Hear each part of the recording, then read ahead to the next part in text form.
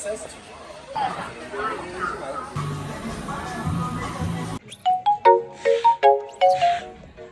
guys, good day sa lahat. Nandito tayo ngayon sa Don Quixote. Dahil may mga sikanhan naman sila rito. Yung location dito, nandito to sa Umeda, sa Osaka. So, titingnan nyo naman yung ano. Kasi isang building to guys. Meron siyang grocery, floor by floor. Nandito tayo ngayon sa 3rd floor.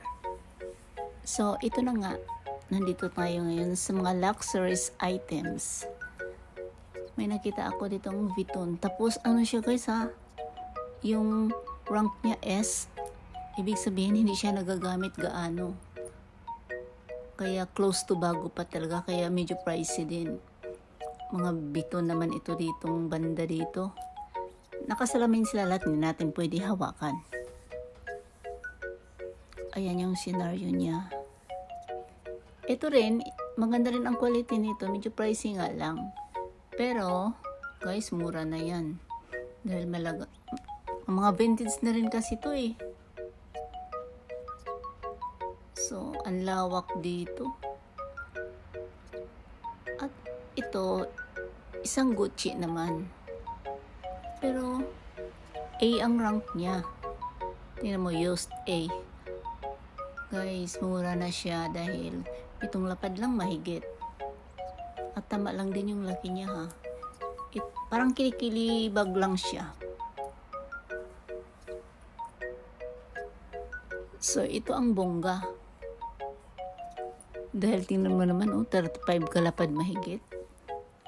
Backbag kasi ito guys. Ang ganda mukhang bago pa. Tama lang din yung laki. So, ito yung wallet katabi niya. Ito yung mga bagong LV ngayon eh. Kaya yung presyo din niya, tingnan nyo naman. Pero ang ganda rin yan guys. So, i-video ko na lang yung iba dahil nahihilo din ako sa presyo guys. Nakakahilo. Kaya binubusog ko na lang yung mata ko. Dahil ang gaganda rin naman kasi. Doon, dito sa taas, mga LV din yan. Kinukunan ko lang yung yung nahagip ng kamera ko. Dahil lalayo din kasi. May mga gold din sila guys. Yan, may mga fashion din. So ito ang mahal 40 kalapad mahigit. Ay, nako.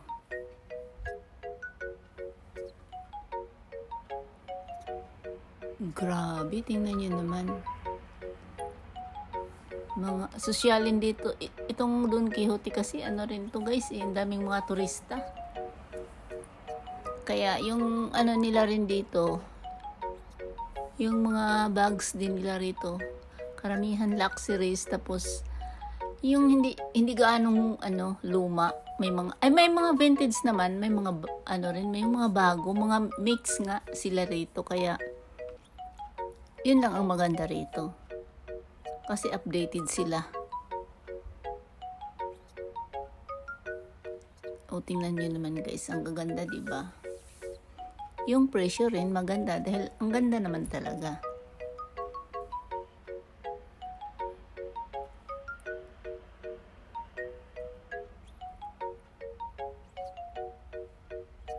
So, ito nagulat rin ako rito. Isa itong Seiko. Grand Seiko siya guys. Ang ganda rin. Ganito pala kamahal ang Seiko. Ayan ha. Used na yan guys. Pero ganyan pa rin ang presyo.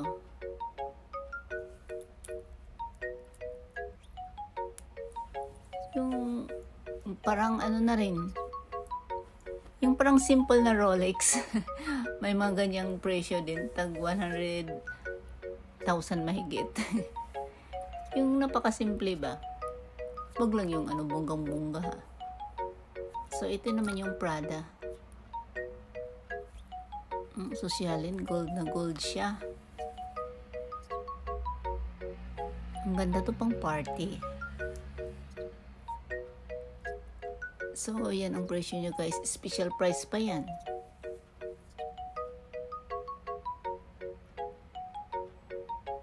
Ayan, tingnan natin kung saan na naman tayo mapadpad. Dahil Nandito tayo sa ano. Mga bago naman siya guys. Dahil ang Don Quixote kasi may mga bago. May mga ano din. Parang nakaseparate.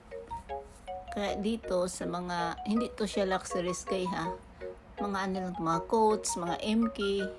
So halos dito pare-pareho ang presyo nila, yung isang hilera dyan. Kahit anong style, pare-pareho ang presyo. Naka-fix lang. Ito medyo mahal konti dahil konti lang ang diferensya. Yung mga shoulder bag ang sinabi ko guys.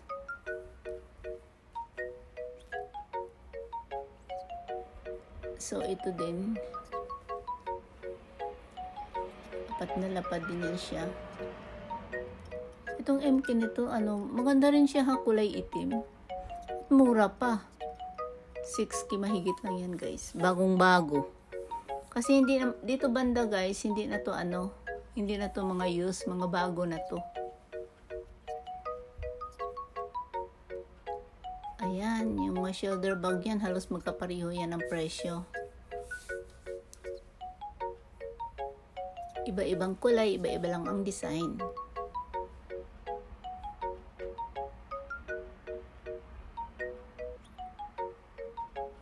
Komportable rin dalhin yung mga ganun. So, dito naman banda, mga MK naman sila. Tagi-isang lapad naman. Pare-pareho silang mga MK. Mga MK siya. Michael Kors. Tapos, ayan itong uso ngayon. Pero ang liit niyan guys, isang lapad yan. Mga ano yan sa atin, mga 4K mahigit. Yung ganon. Sila lahat. Dami yan. Iba-ibang style. Pwede na rin yan guys. Dahil MK naman may pangalan din. May pangalan naman. Kaya, maganda rin naman to. Type ko rin mga ganito. So, ito, ano siya? Yung Calvin Klein. Ang ganda rin nito guys. Simple. Tapos, yung material niya malambot. Ayan siya guys.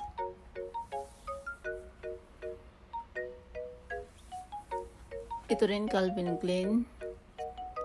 Pwede siyang handbag at pwede rin siyang pang yung pang sling bag. So dito naman tayo sa Prada. Tingnan mo naman yung presyo. Sosyalin kasi ito guys eh. Ayan siya Ang ganda pa ng kulay. Malamig sa mata. Isa naman tong handbag. Pero hindi ko alam kung mayroon siyang sa loob dahil hindi natin mabuksan. Itong LV. Isama na rin natin tong sapatos na to. Yun ang presyo guys.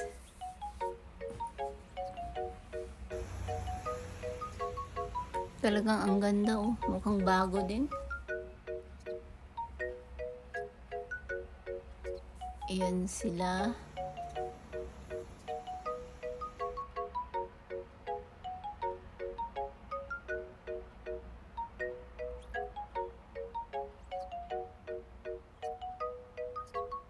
So, dito tayo banda na naman. Itong Chanel, mahal din yan. So, itong sling bag na to, din cute rin ito. Cute din ang kulay. Isa pala itong Michael Kors. Tingnan niya naman. Unique din yung kulay niya, yung design. Pang sling bag naman ito, guys.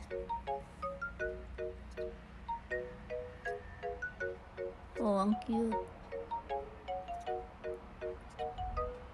Nahirapan na ako. Pahirap talaga pag walang cameraman. Ang hirap magbukas. So, ito, cute din. Isa naman tong Tory Burch. 7K, mahigit lang yan. O sosyalin, mayroong rin yan sa loob, guys. Yung pang sling.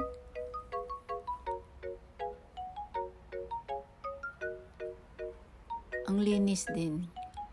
Kasi sa camera, tingnan niyo naman kumikintab.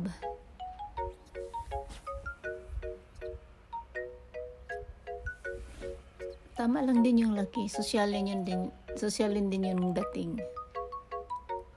Nagkabulol-bulol na ako. Pinilit ko pa buksan yan guys. O, ang hirap yung ganung mga posisyon na yan. Ayan. Yan ang presyo. Susulin na natin. Maraming quotes dyan sa kabila. Itong LV nito medyo pricey din siya guys. Isa naman tong vintage. Pero mahigit kasi 20 lapad yan. Siyempre mga 100,000 mahigit yan guys. Dahil 20 lapad eh. Kulang-kulang. Depende sa yen. Ganun. Ang linis pa ng ano. Yung kilikilibag lang kasi siya. Tapos yung katawan niya guys, parang tela lang. Pero yung presyo, yun na nga. So ito naman, napansin ko, may sira kasi siya eh. Yung pang pang sling bag. Ayan, medyo malaki din. Ewan to, napunit yata to. Kaya nagtaka ako, bakit mura? Pero malinis ha. Malinis, wala siyang watermark. Ay, may gas-gas lang siya konti. Pero mura na siya guys dahil lang. Kung wala rin tong gas-gas, mahal din to. So, dito banda mga Chanel na. Ang cute ng Chanel pero grabe rin yung presyo. So guys, dahil kukyutan ako, nahihilo na rin ako sa presyo. Binidyo ko na lang. At dito naman banda, mga LV naman to. Ayan. So, itong Chanel na to, ang ganda dahil mga latest to eh. Bibidyohin ko na lang guys. Ayan siya, busugin na lang usugin nyo na lang ang mata nyo, parang ako, char. Ito naman isang Christian Dior. Ang ganda pa ng niya. Yung hardware, gold na gold. So, ito naman yung LV. Ang ganda rin nito guys. Pang sling bag naman ito. Medyo pricey nga lang. Unique diba? Ang ganda. Kulay pink pa. Lakas makababae. Ito rin siya LV guys. Oh, tingnan mo naman. Yung lock niya. Hanip ah. Ganda, social ang dating, unique din. Minsan ka lang makakita mga ganitong style. So guys, hanggang dito muna tayo. See you on my next video. Bye, salamat.